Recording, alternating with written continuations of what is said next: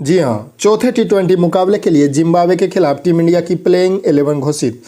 अचानक इन खिलाड़ियों को किया गया बाहर, तो इन खिलाड़ियों को हुई टीम में वापसी। जी हाँ, भारत बनाम जिम्बाब्वे के बीच चौथे टी20 मुकाबले बहुत जल्द आज ही शाम को 4:30 बजे शुरू होने वाला है और कप्तान शुभमन गिल ने अचानक अपनी प्लेइंग 11 में कुछ बड़े बदलाव के संकेत दे दिए हैं।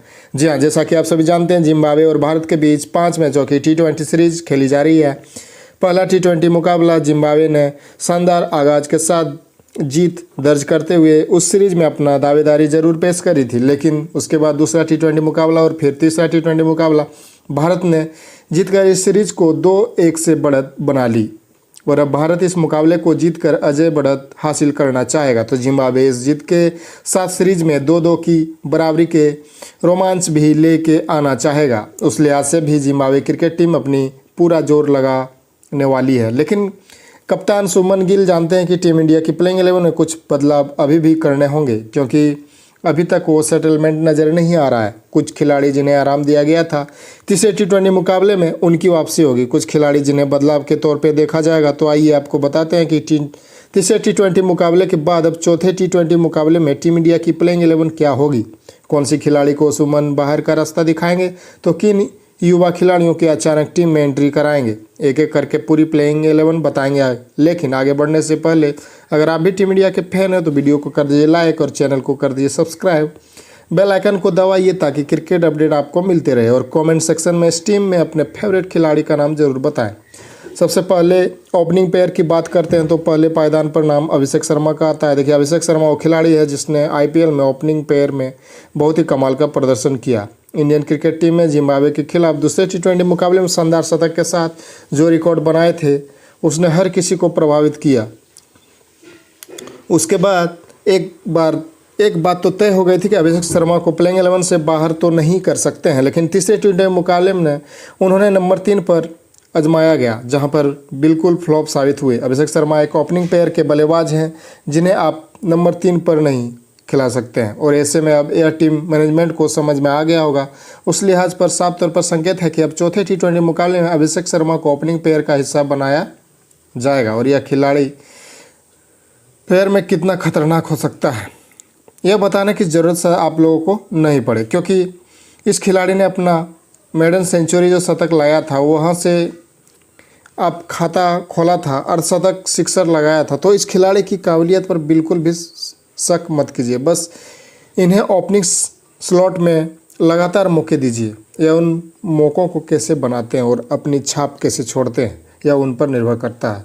और जैसा कि उन्होंने अपने दूसरे मुकाबले में छाप बताई थी और इसके साथ में नाम यशस्वी जायसवाल का आएगा। अब यशस्वी जायसवाल भी सौदे की बल्लेबाज हैं। शायद हर कोई जानता है टी20 वर्ल्ड कप में चैंपियन का हिस्सा रहे थे। लेफ्ट हैंडेड राइट कॉम्बिनेशन के लिहाज से भी ज़रूरी है और यह अटैकिंग अप्रोच भी आते हैं। यह पहली गेंद से शॉट लगाने का वादा रखते हैं। यशस्वी जायसवाल पावर प्ले को डोमिनेट कर सकते हैं। इनके पास वो क्लास वाला खेल भी दिखा देता है। ज़रूरत पड़ने पर जायसवाल दहेज भी दिखा सकते हैं। धीरे धीरे यह खिलाड़ी मैच्योर हो रहा है और टीम अपनी जगह परमानेंट पक्की कर रहा है। तो ऐसे में यशस्वी जायसवाल और अभिषेक शर्मा के रूप में टीम इंडिया की एक नई ओपनिंग जोड़ी आपको चौथे टी20 मुकाबले में दिखाई देने वाला है।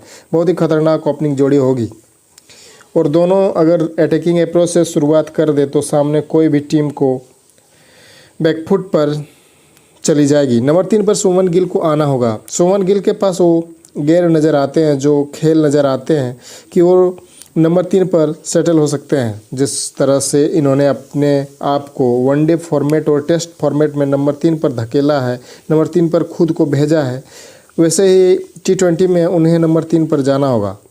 हाँ, यह बात अलग है कि अपने पहले 2 टी20 मुकाबले में शानदार बल्लेबाजी नहीं करी, उसके बाद तीसरे टी20 मुकाबले में आपके बल्ले से अर्धशतक की पारी आई, लेकिन उसमें से भी स्ट्राइक रेट की चर्चा रही थी। अगर वहीं गेंद अभिषेक शर्मा यशस्वी जायसवाल खेल लेते तो रन बहुत ज़्यादा होते, इंडिया 200 के पार जाता और उस लिहाज से इन दोनों का ओपनिंग पेयर में खेलना आता है और शुभमन का यह गेम नंबर 3 पर ऐसा चला सकता है। इनके पास वो सारे गियर नज़र आते हैं। शुभमन गिल भी सिंगल डबल स्ट्राइक रेट करना, गेम को फाइंड करना और ज़रूरत पड़ी तो अग्रेसिव बल्लेबाज भी शुभमन गिल कर सकते हैं। बतौर कप्तान भी अपने आप को प्रभावित कर रहे हैं। नंबर 3 पर शुभमन गिल को खेलना होगा। टीम इनके लिए यह बहुत ही बड़ा डिसीजन रहेगा। तो नंबर 4 पर रियान पराग का एंट्री होने वाला है। जी हाँ, रियान पराग वो खिलाड़ी हैं जिन्हें तीसरे टी20 मुकाबले में बाहर का रास्ता दिखाया गया था।